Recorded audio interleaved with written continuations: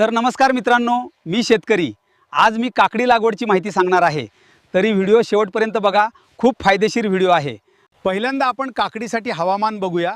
काकडीसाठी उष्ण आणि दमट हवामान 25-35 डिग्रीची तापमान योग्य असते। नंतर काकडीसाठी जमीन बघूया। पाण्याचा उत्तम निचरा होणारी मध्यम ते भारी जमीन व वालुकामय जमीन सर्वोत्तम आहे। आता बघूया काकडीचा हंगाम। काकडी कोणत्या महिन्यात लावावी?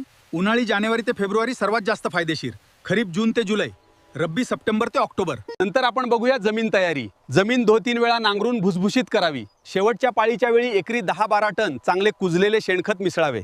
आता बघूया लागवड पद्धत। सरी वरंबा किंवा ठिबक सिंचनावर मल्चिंग पेपर वापरून लागवड करावी।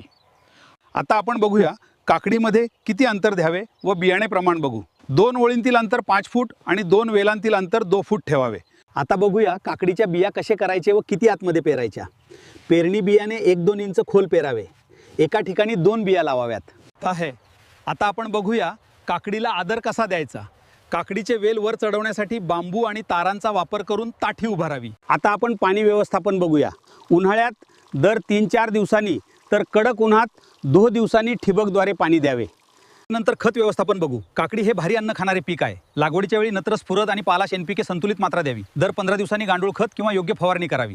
मग नंतर फर्टिगेशन ठिबकद्वारे विद्राव्य खते 19-19-19 किंवा 12-61 जर न दिल्यास उत्तम वाढ होते। जर काकडीवर कीड व पांढरी माशी बसल्यावर ही उपाय करा।